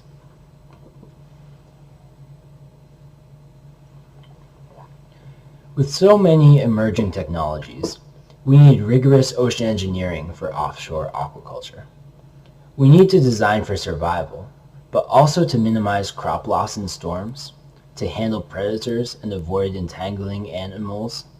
We need to design safe navigation and operations, and ultimately we need to be able to engineer these structures for maximum economic sustainability. Balancing all of those requirements is extremely difficult. I'd like to describe 3 steps necessary to successfully navigate these engineering challenges.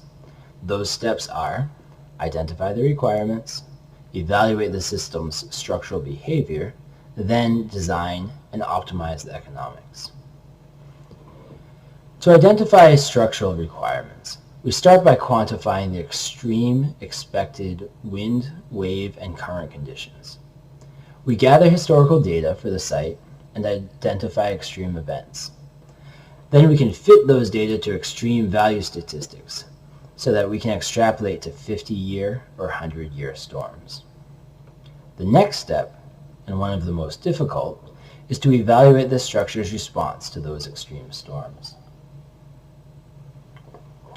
The hydrodynamics of flexible structures are complex, and it's easy to significantly overpredict or underpredict structural requirements if you use overly simple estimates.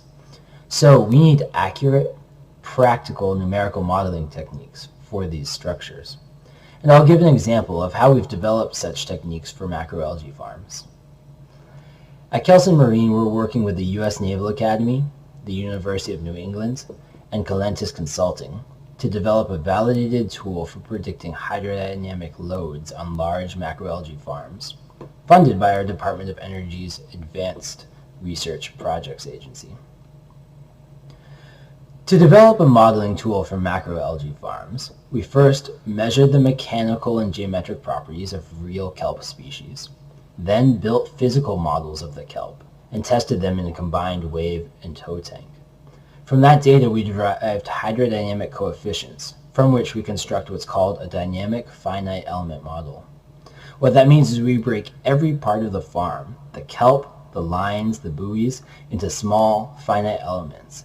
And at each instant in time, the software tool solves for the forces on each element and integrates those forces to compute the entire farm's response to waves and currents. We can then build finite element models of all kinds of farm designs and subject them to the maximum expected waves and currents for a particular site. We can predict things like the maximum tension in mooring lines, or how far below the surface the kelp sags down when the farm deforms.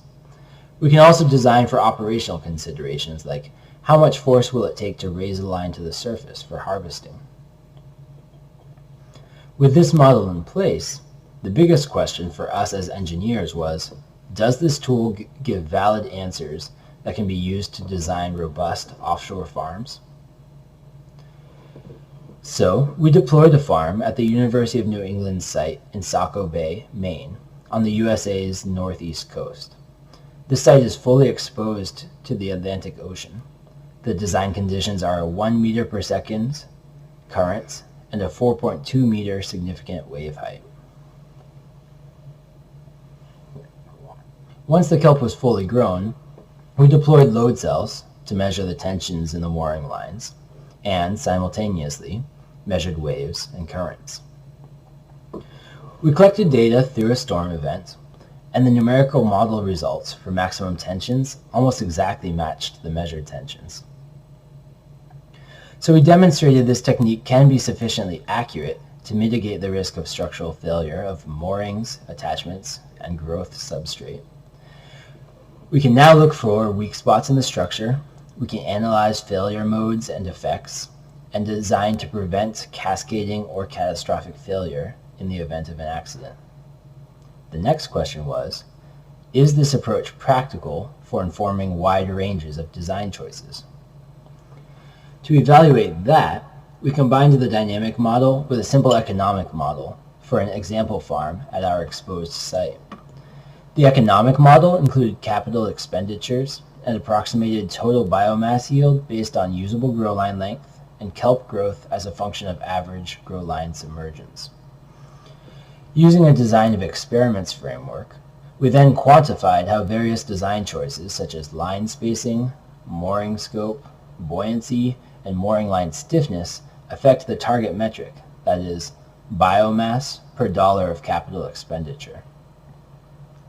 And the surprising result was that when we examined the predicted biomass yield in kilograms per dollar of capital expenditure over the design space, we can see how sensitive the optimal design is to choices of line stiffness, mooring scope, and how much buoyancy is installed on the farm.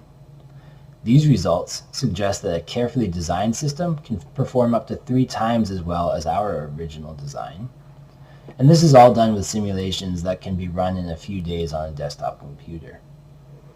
So we now have some confidence that this dynamic modeling approach is not only giving us valid results, but it also has practical applications for designing novel offshore farms and optimizing for economic sustainability.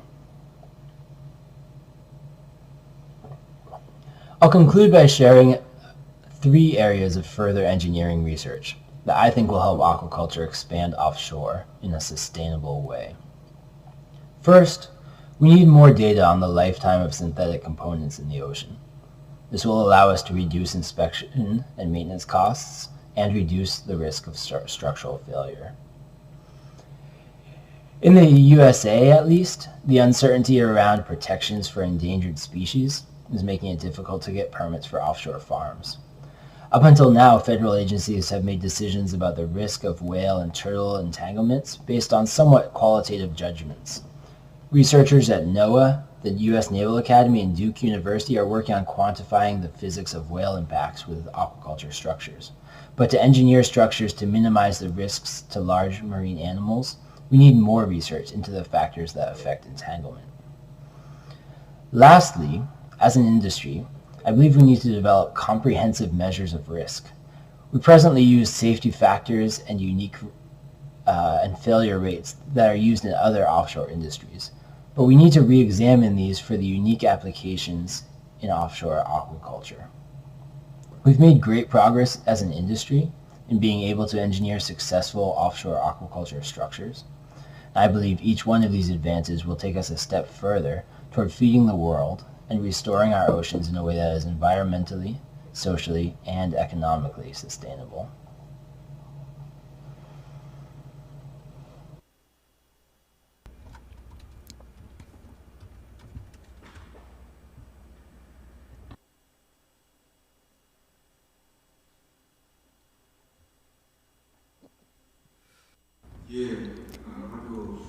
Thank you so much for your presentation.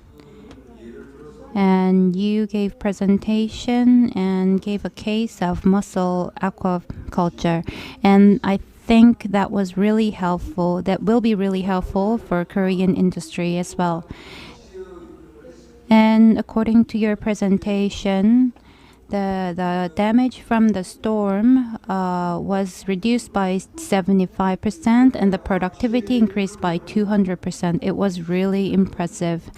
And this numerical modeling and the aquaculture, this new type of aquaculture has higher productivity. That is totally understandable. In case of Korea, all of the onshore area, we don't have a lot of land left. It's already highly concentrated, so it means that we have to go offshore. There are a lot of challenges, but I think we have potential to go forward with the offshore aquaculture. So thank you so much for your presentation. And now during the discussion, we will invite CEO Dewhurst to share his thoughts more. And now I would like to conclude the morning's the one more step towards sustainable future of ocean. I would like to end this session. And as you know, that as a future food industry, the eco-friendly aquaculture industry is really important, and I hope that this was meaningful for all of you. Next year, I hope that the COVID-19 crisis disappears so that we can have face-to-face communication and share knowledges and know-hows. So all the presentations are done. So now we will have discussion with Chair Jo Jung-hee, and we will conduct it for 30 minutes. Thank you so much.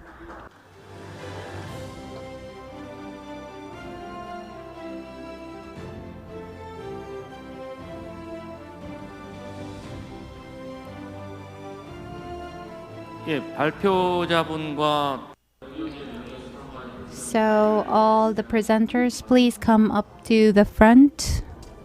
아시다시피 As you know, please sit down, please take a seat.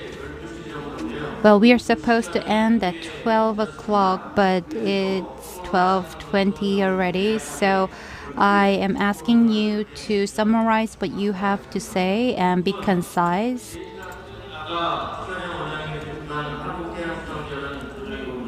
And my name is Jo Jung-hee. 네, 발표를 잘 들었고요. 그리고 And I really love the presentations. And thank you so much, Mr. Chair, for leading the presentation. Why don't we give a big round of applause? And this is a hybrid format, meaning that we have offline and online conference that's going on simultaneously. And as you know, the Ocean Forum this year has the theme of one more step towards sustainable future of oceans. And aquaculture is time to go to stage 2 from stage 1. That is more sustainable and that's more towards future. And the presentation was wonderful. Professor Kim and Director Ma talked about the aquaculture in Korea, and they pointed out that we need to take a step forward. And we had a Japanese speaker to talk about the ASC certification, and Dr. Jang also talked about it, talked about the aquaculture, and CEO Joe talked about the offshore aquaculture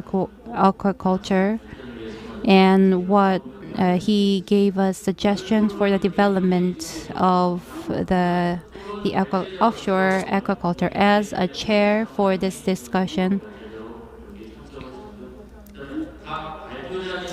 we have presenters who made presentations, and we also have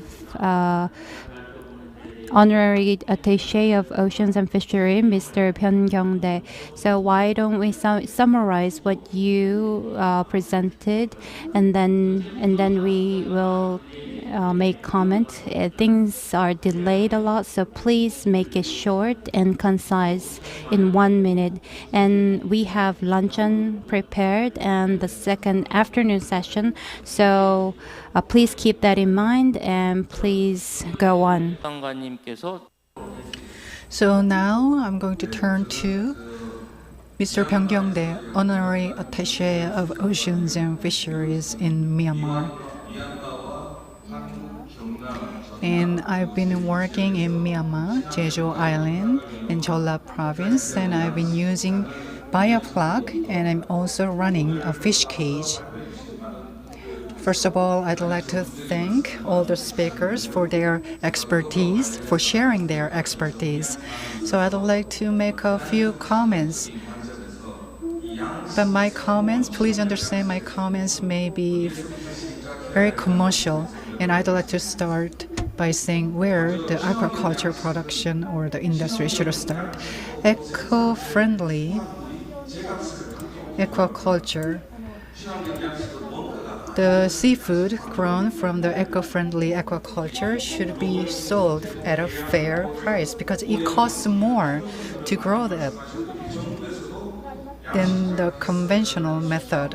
And the Korean government has introduced the Farm Aid HACCP or traceability scheme or antibiotic-free certification to make sure that quality seafood is provided for consumers.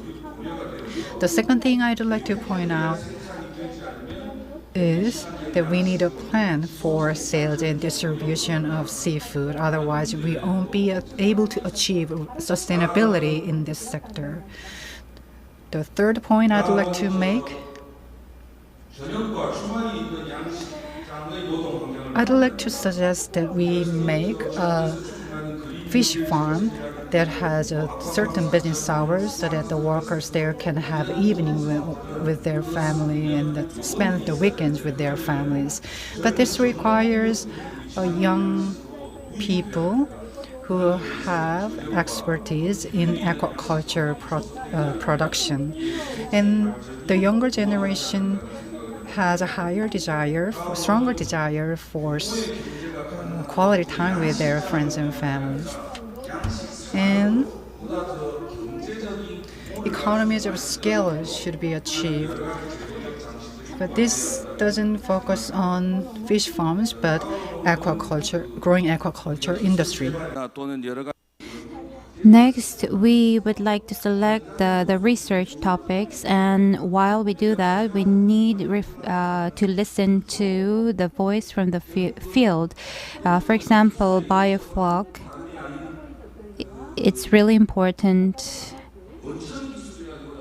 we apply to the field well. It's not an original technology, it's an applicable technology. So it's really about the application into the field. So we really need to listen to the voice of the field for research. And lastly, we talked about ROS and biofloc and other environmentally friendly technologies, and it requires a lot of initial investment. So all the facilities, rather than adopting a fully equipped technologies, maybe considering our situation, we can start with a smaller level or partial technologies. Thank you very much.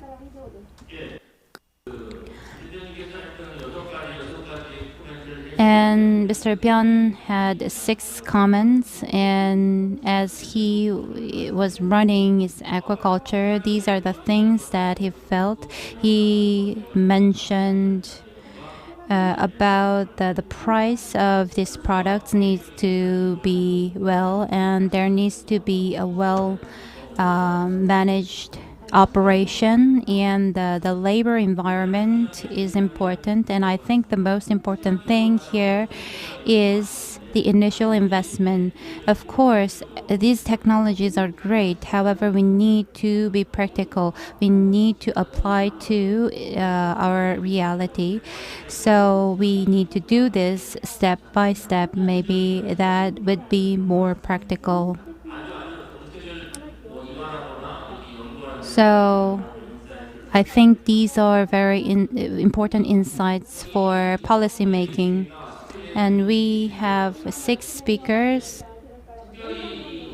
And from the presentation, is there anything that you want to comment about, anything you want to emphasize? Please let us know. If you don't have, then you can skip, trying to save our lunchtime. But if you have to say it, please share with us.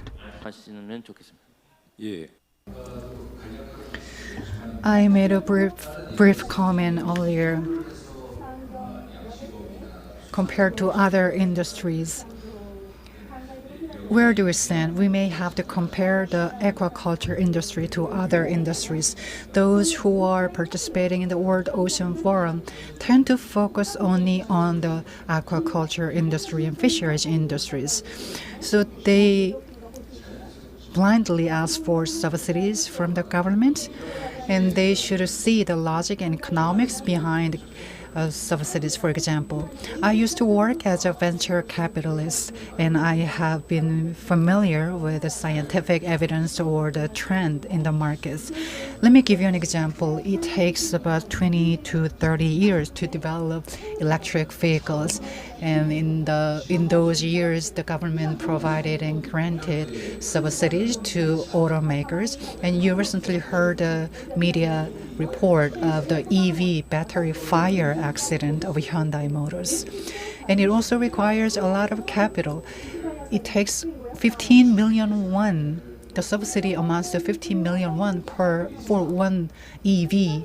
And the recipient of the subsidy is the Korean Jaebol, Hyundai Motors, the large company. It has market capitalization of its market value is more than 30 trillion won. So we have to read into the economics of behind the numbers. So if you want to build an eco-friendly fish farms or aquaculture, the first thing we need to have is our determination. Maybe we may need destructive development or destructive transformation. So we have many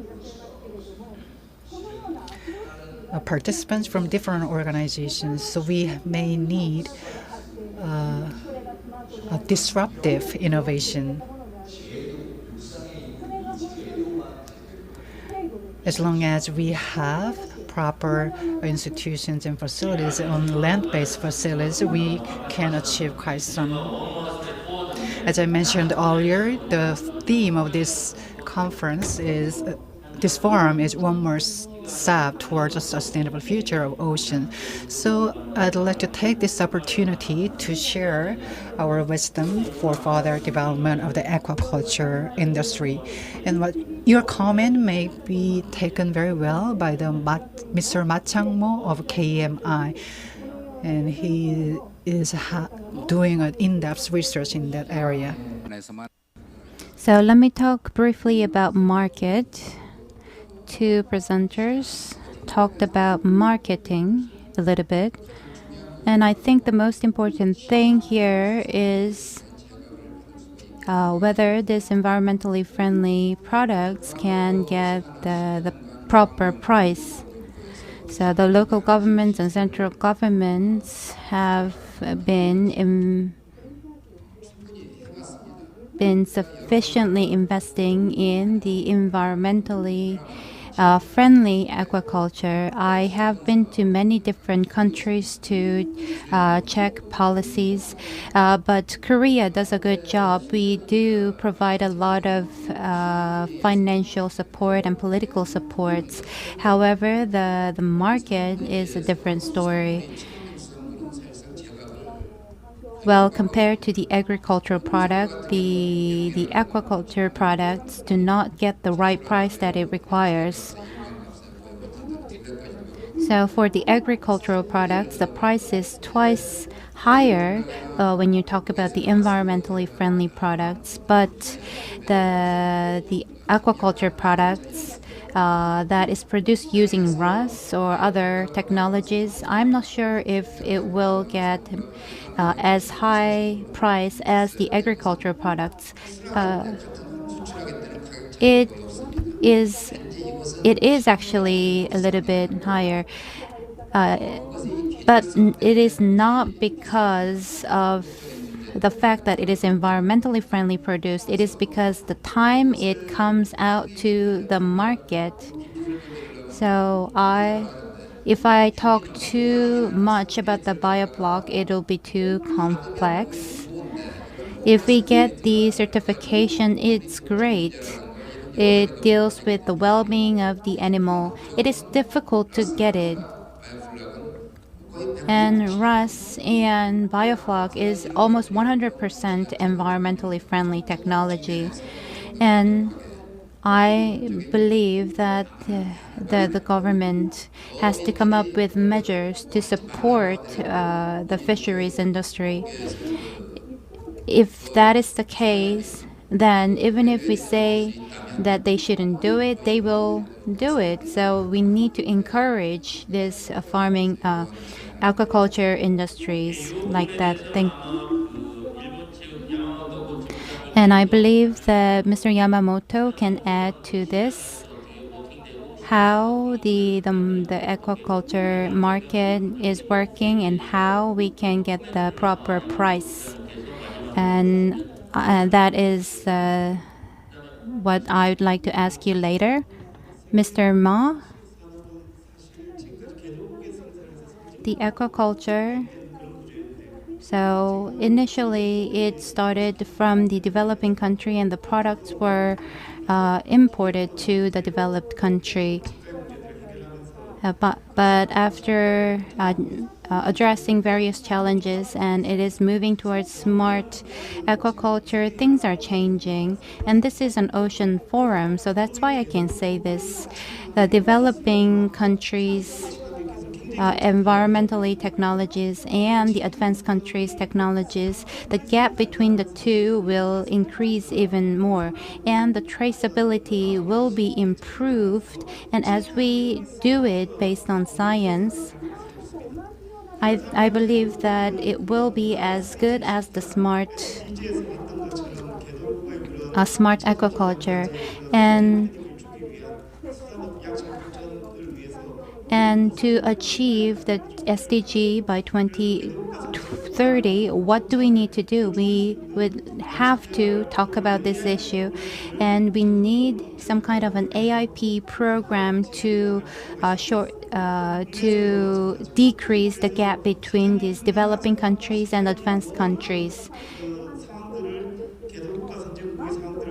And the situations between the two will be widened by many different factors. So we will have to pay attention to this. And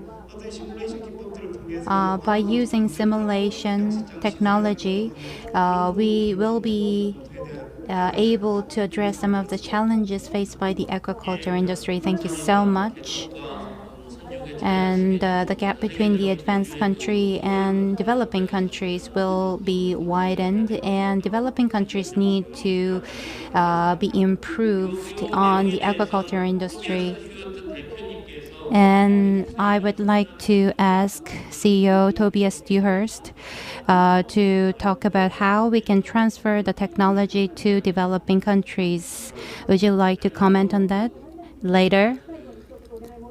First, we will move on to Professor Kim. In my presentation, I already told you everything I wanted to tell you. So please refer to the presentation. But before I leave, I'd like to point out two things. The Korean aquaculture industry has limitations. I think you will all agree with me. There could be two solutions. We need to find alternatives. And second thing is we have to go global. That's all I have. So we've heard presentations from 4 speakers.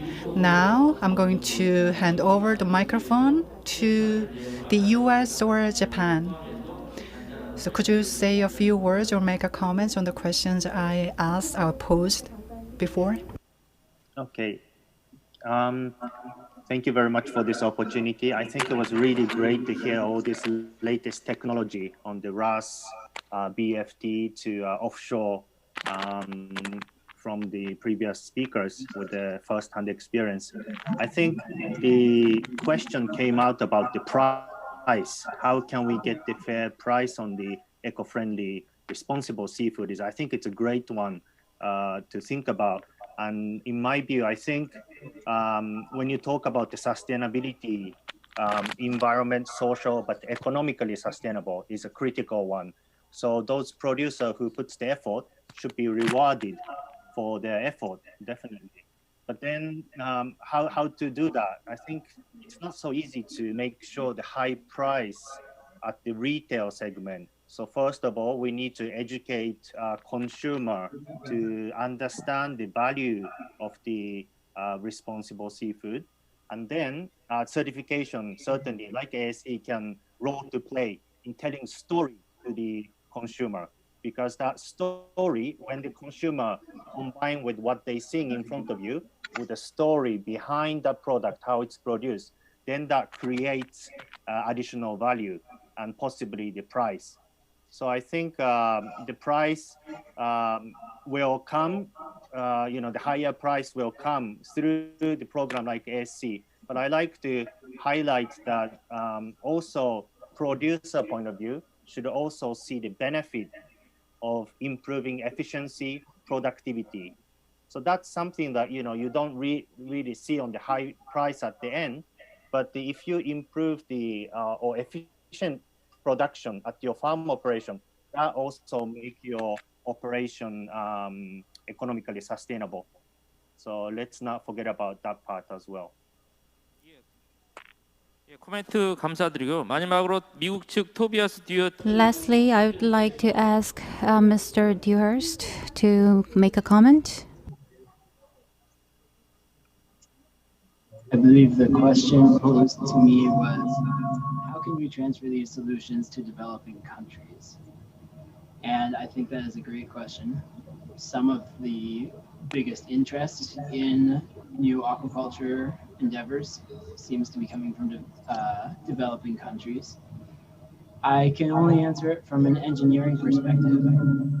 And the one thing I would highlight is how different every technological solution needs to be for different locations.